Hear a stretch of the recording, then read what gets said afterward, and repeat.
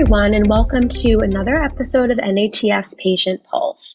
In keeping with the theme of our patient pulses from the last couple of months, we'll be continuing conversations about improving your heart health overall. And today I'd like to welcome Dr. Elizabeth Halprin for a discussion about diabetes and heart health, specifically about how taking care of your diabetes can help you take care of your heart overall if you do have diabetes. Dr. Halprin is an adult endocrinologist, and her specialty is diabetes. She has a particular interest in diabetes and overall health in underserved populations. She's the chief of adult diabetes at Joslin Diabetes Center in Boston, Massachusetts, and she's been practicing there for 22 years. Thank you so much for joining us today, Dr. Halprin. Please take it away. So thank you so much for inviting me. I'm going to tell you everything you need to know about diabetes in 10 minutes. It's not a small chore. The objectives for my talk will be to understand the relationship between cardiovascular disease and diabetes and describe why diabetes is a risk factor for a cardiovascular event, and also to help you learn what you need to do to manage your diabetes after an event, which is a very important time.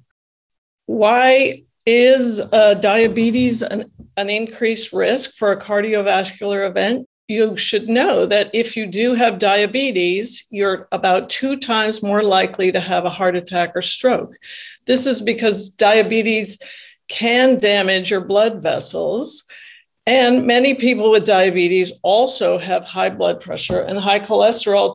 The other thing about diabetes is the better controlled it is, the lower your risk of any complications of diabetes. So you can avoid some of these events or future events, repeat events, by keeping your diabetes under control. Atherosclerosis, as you've heard, is when the blood vessels stiffen and narrow due to fatty plaques. So when this is in your heart, this will lead to decreased oxygen, which will cause a heart attack. And if this is in your legs, this may lead to peripheral artery disease or thrombosis. And when it's in your brain, it may cause a stroke. Here you can see where then the diabetes contributes to this collection of fatty plaques in the arteries. You can see on the left that all these little M&M-like things, which is your red blood cells, will pass through easily. And when there's plaque in the arteries, then they have much harder time and they tend to get sticky. So how do you decrease your risk of heart disease? We talk about the ABCs. Now, you've already heard about the B's and the C's, namely the blood pressure and the cholesterol. And my job is to talk about diabetes, which is represented here by the A1C, the hemoglobin A1C. The A1C is a test that represents your average blood sugar level over the past 3 months. That's because it's a measure of the sugar in your blood that's glommed onto your red blood cell, which lasts about 3 months. So that's how it manages to be a representation of your overall glucose control. For most people, that number should be about under 7, as long as you can get there without having severe hypoglycemia. So if it's an average, if you have a lot of low blood sugars and a lot of high blood sugars, you'll have a good average, but it won't necessarily be ideal, as you won't feel well, and it's very risky to have that kind of hypoglycemia or low blood sugar.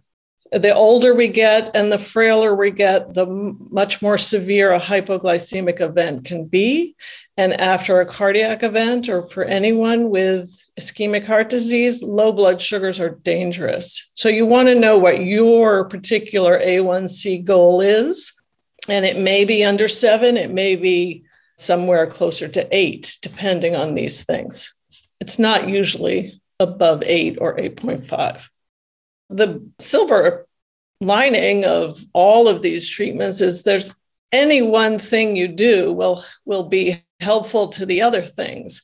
So you can see here that a healthy heart and brain can be helped by all of these factors, and all of these factors intertwine. So for instance, if you limit your fat and your carbohydrates and added sugars in your diet, That will not only help you lose weight, it will help keep your blood sugars down. If you increase your physical activity, that will also help you lose weight, and it will keep your blood sugars down. If you manage stress, believe it or not, that will lower your blood sugars, and it may help you lose weight. And then quitting smoking, of course, is also very beneficial for a healthy heart and brain. The combination of smoking and diabetes is much worse than either of those two things alone. So let's talk about weight loss for a second. Losing just 5 to 10% of your weight will improve your blood sugars greatly. So the point here is that you don't have to think, I'm going to lose 50 pounds in the next 5 weeks. That's not going to help. So, for example, if you weigh 200 pounds, 5% of that would just be 10 pounds, and that you should do that over several months. It should be gradual so that you can maintain that. Decreasing the amount and type of carbohydrates in your diet will also help you lose weight faster and in a more healthy way. So the white carbohydrates are things we pay a lot of attention to, such as white potatoes, white breads, white pastas, and rice. And of course, avoid things such as sodas, and juices really are not much better than soda. Sweets and candy and things like that should definitely be avoided. There are certain foods that you may not know are just making your blood sugar go way up. And it's good to monitor your blood sugars after certain foods to see what is the effect, because that will give you an indication of perhaps what you should avoid. And vegetables, we certainly don't eat enough vegetables as a population.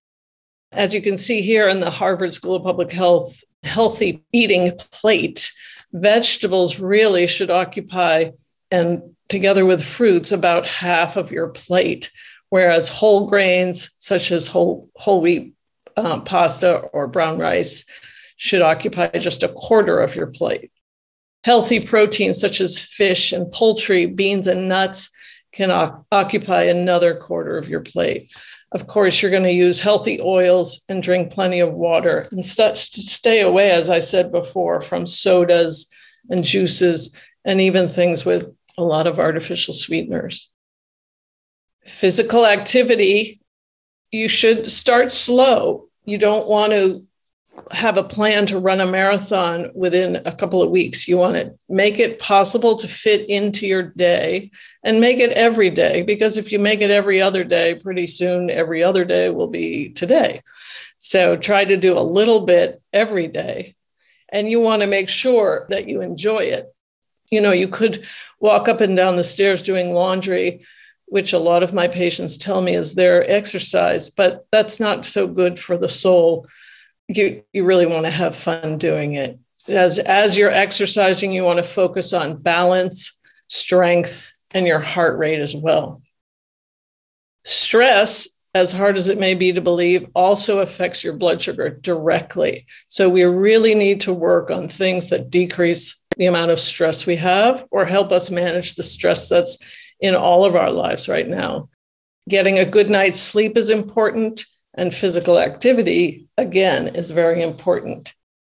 Now, medications are very important. Lifestyle is huge for the control of diabetes, but there are lots of good medications nowadays that have secondary effects of improving your heart disease and even improving congestive heart failure, and some even protect your kidneys.